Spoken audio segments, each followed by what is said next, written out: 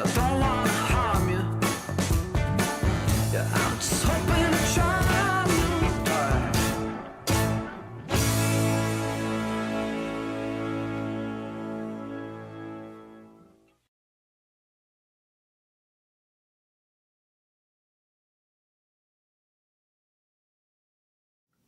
Live from Studio 1396, Columbus, Ohio. AJ England here. This is Late Lap, and I couldn't be more excited to have some of you here. We are doing cool things. We're having some fun, and along the way, we are going to tell some great stories and talk about some major headlines. You know, tonight on the Late Lap, we're covering everything from short track chess matches to Brady and a bullet. And yes, even yachts and funny cars somehow found the same racetrack. Oh man, this is a good one. If that sounds like a weird mix, it is, but it's also perfectly summing up the state of motorsports this weekend. We've got bold formats, unexpected matchups, and more crossovers than a Fast and Furious script rewrite. Let's begin.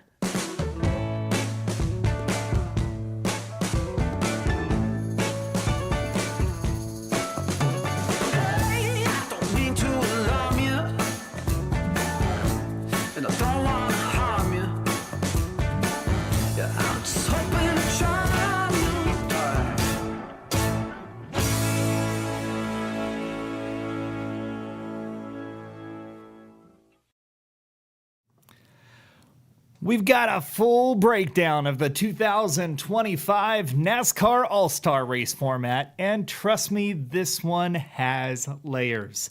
If you think you've seen it all at North Wilkesboro, think again. Because this year, it's not just about the drivers, it's about the manufacturers, the pit crews, the fans, and every strategy NASCAR can throw at a short track. The main event expands to 250 laps.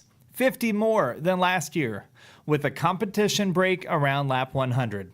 Now, before we continue, let's talk about the comp break.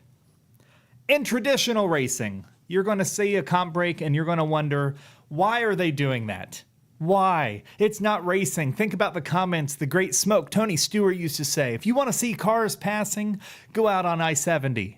If you want to see cars wrecking, go to your local demolition derby. And if you want to see them race, let them race. Of course, that's not a direct quote, but it's an attitude that he certainly had. And I'd like to say that many of the men and women who race on Saturday night at your local short track or drag strip, you kind of feel the same way. Let us race. What's the old Southern adage? Rung what you brung. I always hated that sentence, that saying, but you know, at the end of the day, I get it. But when it comes to all-star racing, with $1 million plus on the lines, I get it. You throw in a wrench into things and you make it exciting. You do some weird things. Well, this year, with around lap 100, they're going to have that caution break. And it may even be a surprise intermission later in the race. That alone changes everything from fuel strategy to tire management. It's not just a sprint now, it's a chess match played in fifth gear. And that's what we were talking about here, folks, earlier, was that promoter's caution.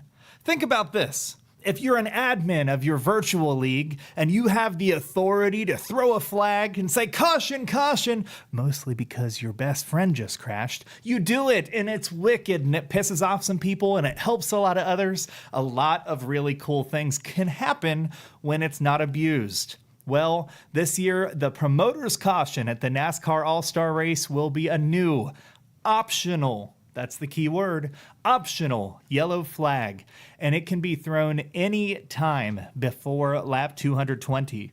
Remember, 250 total laps, nearly the entire race is fair game to throw that caution, unless a natural caution already comes out after lap 200. And some of you listening, especially outside of oval racing, you may not care for this. I get it. But love it or hate it, this rule is going to create drama. And the All-Star Race, unlike traditional racing, is truly meant to entertain you. If you're a basketball fan, I know my boy Darren Williams is, you're going to play that game and you're going to run 300 points up on that board because it's fun and different and you're just here to entertain and enjoy the game.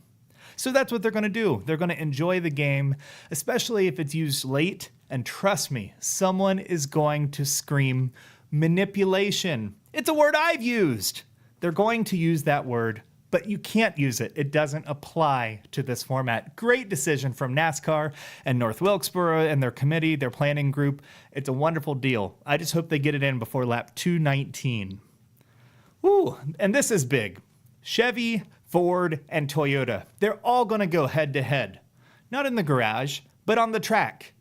Each group fields the same number of drivers based on final qualifying position, and the lowest combined finish wins. It's a throwback to brand loyalty, folks.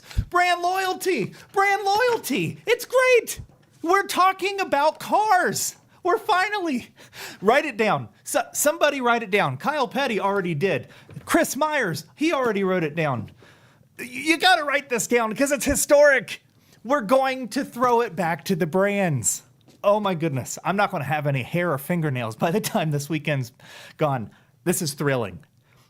They're going to do wonderful things this weekend. We're going to talk about cars, maybe not so much the history of them, but the importance of the brand and the vernacular being that whoever wins on Sunday, that car sells on Monday. And I'm going to do some research over the weekend and see if it comes out true after the race win. This gets the fans back to caring about badges again. Oh my, I might actually enjoy a NASCAR race. Good on you all. Finally, the Pit Crew Challenge. They've had it on and off over the years, and this one has evolved.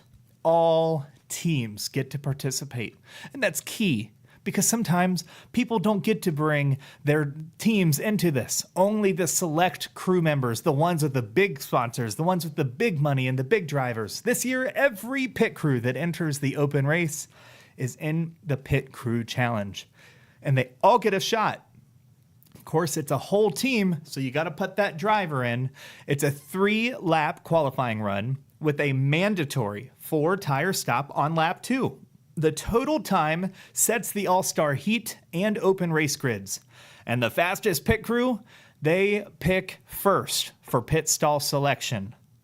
In a race where position means everything, that's massive. Let's go to the comments here. DJ Bland, he says, he likes the format. We have to remember, you all know Dugenet. He likes all kinds of racing, but not the die-hard NASCAR guy that some of you may be. For this to appeal to the outside fan, this is huge. He said, could you imagine if the NHRA could get their brands back, especially in the pro stock? Look, what's great about the NHRA is their fans are already brand loyal. It's killer. It's wonderful. But if we could get some kind of rivalry between the brands again, it'd be huge. Think about then the unusualness of John Force Racing the last couple of years. Look at the wins they had. It was beautiful. Look what they did in pro stock. It was amazing.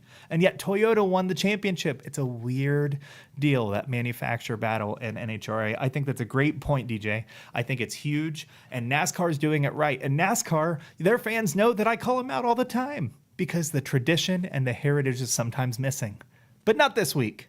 The All-Star Open stays 100 laps this year, a break at lap 40, and 3 drivers will advance. The top 2 finishers, and of course the world-famous fan vote winner. Now, if you're new to NASCAR, if you're new to the All-Star, before we continue, let's break this down. NASCAR's All-Star is a $1 million winner-takes-all race. It involves people that are typically past champions or winners in the last year. Eligibility does vary from year to year. Anybody who is not in the race gets to contribute to their own event, only meant for men and women who are not currently in that All-Star race. They refer to it as the Open. And only a select 1 or 2 advance from that Open into the main race. That's what we're referring to. And of course, there's 1 driver who will advance based purely on a fan vote. And you can do that at NASCAR.com. A reminder to you fans, don't vote by popularity alone. You're not picking a prom king. You're picking who gets a shot at $1 million. And I have John Force on the phone. I'm going to go to commercial and take this.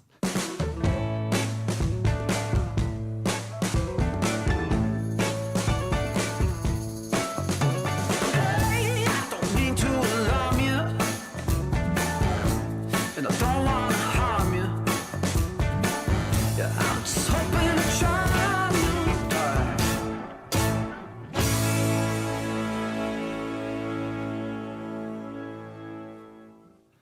And folks, that wasn't a publicity stunt. I don't know if you can get in on there. No caller ID, that means that John's calling. And when John calls, you take that call. So we're going to continue here. Reminder to the fans, don't vote by popularity when it comes to your NASCAR races. You're not picking prom king. You're picking who gets a shot at $1 million. Already locked in, guys like Bell, Blaney, Larson, Hamlin, Byron, Busch. It's a who's who of contenders. But don't sleep on someone like Josh Berry or Briscoe. They've got something to prove. And it's going to be big. Woo! Brady. Speed has no offseason. This isn't a promo stunt. This is a red carpet moment. This is Tom fucking Brady. He's rocketing down the front stretch of the Indianapolis Motor Speedway inside a 200-mile-an-hour Indy car live on Fox as part of their first ever Indianapolis 500 broadcast.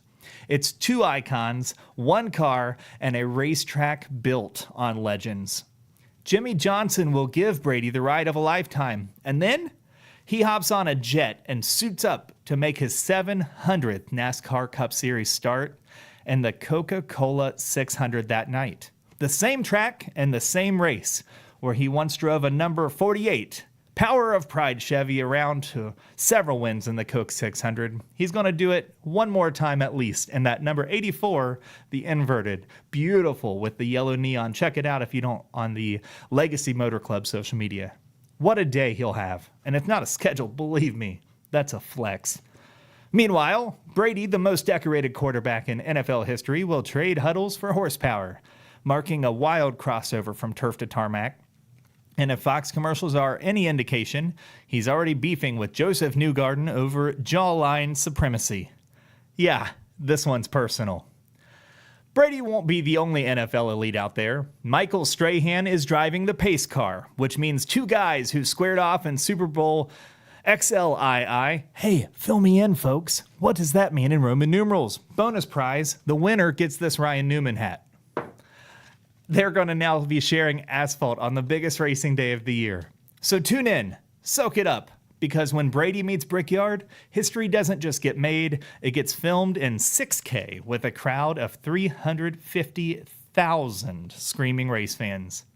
From football to fuel, from Fox to full send, this is more than a ride. This is a moment. Woo! You all know this one means a lot to me. This one's special. Jack Beckman is back on the straight and narrow. And thank goodness, because the four-wide circus was turning into more of a demolition derby for the 2012 Funny Car champ. Beckman ditches the four-wide for traditional two-lane drama. After stumbling out early in back-to-back four-wide events, the Vegas and Charlotte slap-in-the-face special, Beckman is licking his wounds, tightening those belts, and settling his sights on Route 66. The original two-lane drag strip highway, not the Pixar version. This weekend marks the 25th NHRA Route 66 Nationals in Joliet, Illinois. And no one's more hyped than Beckman, who's still shaking off that funk from the last few weeks that have him Mission Foods point lead all the way down to 4th. But don't cue the violins just yet. The guy's a 36-time tour winner, U.S. Air Force vet, cancer survivor, drag racing historian, basically a superhero in a fire suit, and he knows I love him. And he's returning to the track where he last won in 2016 and where the boss John Force nearly won last year. And this isn't just another race. It's home turf for the great sponsor Peak. I think I have some Peak things here. I wish you could see behind the desk. I've got a big old Peak sticker here. Those folks are great. We're talking about 200 great employees and the stands, a custom livery on the Camaro, and Beckman's pre-race tour at Peak HQ. If there's ever a time to turn things around, this is a pressure-packed hometown hero moment. Call it what you want. A bounce back, a comeback, or just a man who's had enough side-by-side nonsense. Jack's ready to run it too wide, old school, and hopefully peak in the right lane. So tune in this weekend, because nothing says click here for drama like a fired up funny car vet on a redemption run, especially when the home crowd's watching. The boss is healing, and the only acceptable outcome is winner's circle or bust.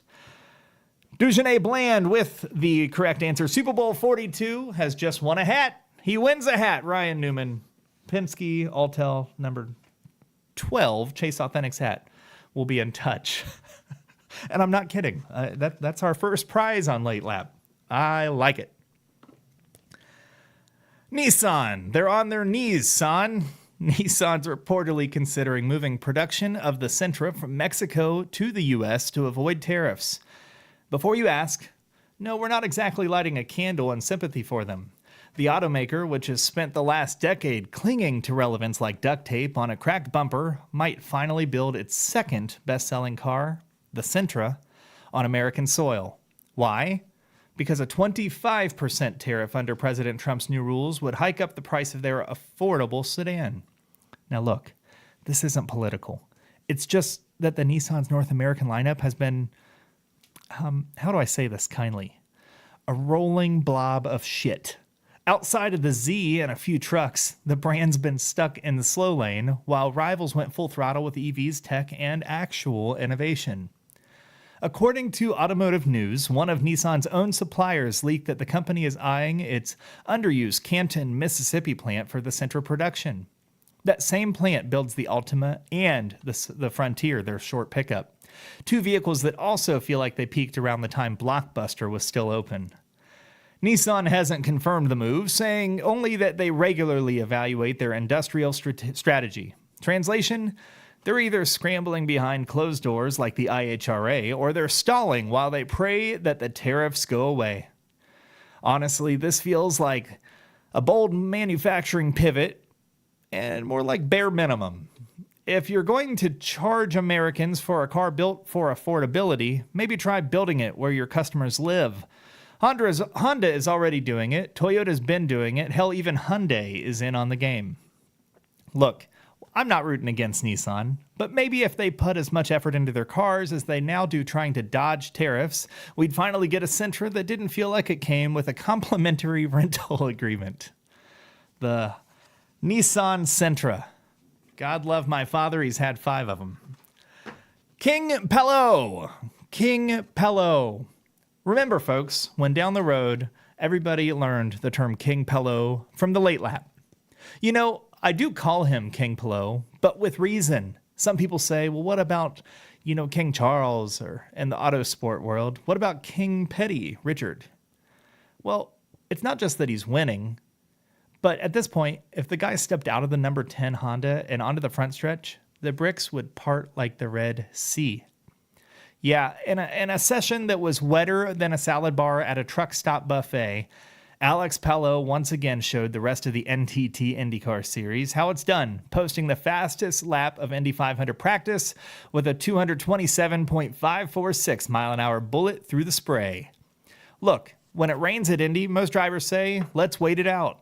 Palou, he sharpens his umbrella, slips into the cockpit, and asks the clouds if they'd like to see lap data. This season, Palou has 4 wins in 5 races. He's the points leader. He's a back-to-back champion. The only thing he hasn't done is win in an oval race. And with Indy coming up, it's like watching a shark circling the last swimmer in the pool. It's only a matter of time. Let's see here. Back to the comments. DJ, yeah, Nissan is awful. Their cars are so boring. Well, from one DJ to another. I mentioned Darren Williams earlier. He proudly drives Nissan.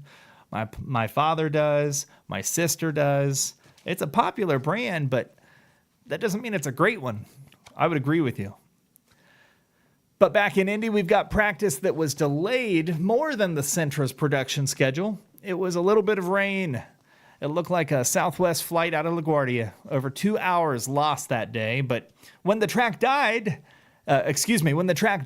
Palou didn't just go fast. He went fastest. He didn't even need perfect conditions. He just needed a track and a vague sense of competition.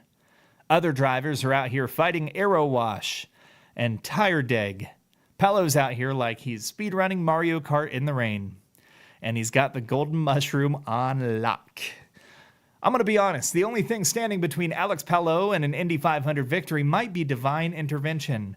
And even then, I'm not convinced if the good Lord himself lined up next to him on row 1, I think Palou would still be maybe neck and neck by turn 2. Scott Dixon, consistent. Joseph Newgarden, dangerous. Will Power, who was fastest yesterday, he's still got the name of a video game boss. But Palou, he is the main character. Everyone else is just trying not to get lapped in the movie of his life. And remember, all this on a day where they ran now 2,555 laps total. That's over 6,300 miles around the world's most sacred oval. And after all of that, King Palou still came out on top, like a man who asked of the rain if it wanted to race, and then he outran the clouds. So buckle up. Qualifying for the big race is around the corner, and the throne room at Ganassi Racing has already been vacuumed. Because when King Palou comes marching into Indy, the only thing drier than the weather might be your tears after watching him do it all over again. King Palou, fastest in Indy. Well, folks, you know how much I love talking about cars. And if you're a fan of the hot rods, horsepower, or the heritage of American motorsports, mark your calendar now. On Wednesday, June 4th this year, the Wally Parks NHRA Motorsports Museum invites enthusiasts of all generations to a twilight cruise unlike any other. A tribute to Wally Parks, the visionary who, he did a lot more than just finding the drag racing, but he helped build drag racing into the cultural cornerstone it is today. From 4 p.m. to 7 p.m. at the museum grounds inside the Fairplex in Pomona, this special gathering celebrates more than just beautiful cars. It honors the man whose passion ignited a movement. Parks wasn't just the founder of the NHRA, he was a pioneer who helped bring speed, safety, and the structure of grassroots racing while elevating hot rodding into the American spotlight.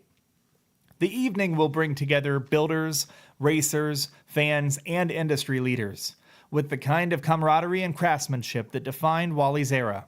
Whether you're pulling in with a trailered gasser, cruising in a late model street machine, or walking in with a camera in hand and in a love for the sport, you're all invited to be a part of it. Some details here. We're going to go old school journalism. We got the who's, the what's. Well, what about the wins? Once again, that's Wednesday, June 4th, 2025, from 4 to 7.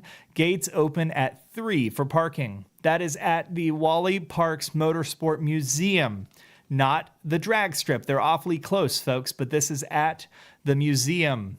And it is $5 per car. Entry fee for the people are free for all attendees to the Twilight Cruise. Once again, you can expect food, music, and a parking lot full of icons from hot rods and muscle cars to race cars and customs that carry the spirit of Wally's motto, "The cars are the stars." And I'm going to hang on to that one because I swear by it. The cars are why we are here. It's not just a car show. It's a tribute to nearly 75 years of NHRA history, innovation, and community. And that's something that NHRA is really proud about, that 75th anniversary around the corner. I talked to CEO of NHRA, Glenn Cromwell, back in Charlotte, and he said it is something that is beyond a top priority. They're going to do some very interesting things. He shared some of them, and I'm looking forward to seeing some of them come true. That anniversary for NHRA right around the corner, and we're celebrating both the sport and Wally real soon in Pomona. Here's something a little different and frankly a little refreshing. It's not every day that the world of yachts and endurance racing cross paths, but that's exactly what happened this week in Minnesota. I'm going to try to do it with my best accent. In what may be the most unexpected but oddly perfect motorsport partnership of the year, suddenly I sound like Ida. Boutique yacht brokerage IY Blue, based out of the Afton, Minnesota area, has become the first in the boating industry to sponsor a Le Mans racing team, signing on with Riley Phillips Racing in support of the young driver's mission and late momentum. Now, this isn't just some casual sticker on the wing kind of deal. IY Blue is all in, sponsoring the car, the driver, and the team. And that's why we bring it up tonight. That's a far cry from one-off event banners we usually see. Honestly, we like the smooth blend. Boats, endurance, speed, strategy, expensive tastes. It actually makes more sense than you'd think. Riley Phillips isn't just fast behind the wheel, he's also an innovator. He is the founder of the Virtual Fun Cup UK Series. That's a competitive sim racing league built around the V-Box sim pack. Phillips is helping grow the future of motorsports both on the real track and the virtual paddock. And then there's IY Blue, a boutique yacht firm with a global presence and a forward-thinking vision, including a division dedicated to electric and solar-powered watercraft. They also publish a quarterly magazine, completely free to download, and now they're cruising into motorsport media with full sails. From the docks of Afton to the front stretch of Le Mans, it's a partnership that proves motorsports is as much about community and creativity as it is about cornering speeds and tire temps. So congratulations, and tonight you get the first head nod. Riley and IY Blue, well done on this exciting collaboration. It's always nice to end the night on a high note. This one sails just right. And as we wrap things up tonight, let's take a second to appreciate what we've just seen across the racing world, because it's been one of those weeks that reminds us why we watch. We saw reigning IndyCar champion dominate a soggy speedway with the calm of a king. We watched a funny car veteran lace up the boots for a home track shot at redemption. We witnessed the most decorated quarterback in NFL history trade helmets, not for headlines, but for horsepower. And we got a healthy NASCAR All-Star dose. Format built for chaos, competition, and creativity. The kind of stuff that stirs debate and drives fans to the edge of their seats. And finally, we got a yacht company driving into Le Mans like it belongs there. And maybe, just maybe, it does. And through it all, the heart of racing beats the same. People chasing speed, chasing stories, and chasing something bigger than themselves. From Pomona to Pompidou, from sim rigs to super speedways, it's all connected by passion. Next month, we will celebrate 75 years of NHRA with a twilight cruise in honor of Wally Parks, a man who understood that racing was never just about the machines. It's about the movement, the memories, and the meaning. So wherever you are, in the stands, in the shop, or just dreaming about your next build, you keep chasing it. Keep showing up, because this community, it's fast, it's loud, and it's full of heart. As I say at the end of every great show, be kind to yourself, be kind to others, smile, be happy, and until then. And to our friends in the South, sea amable consigo mismo, sea amable con otros, sonría, sea feliz, hasta entonces, cuídese. Good night, and take care.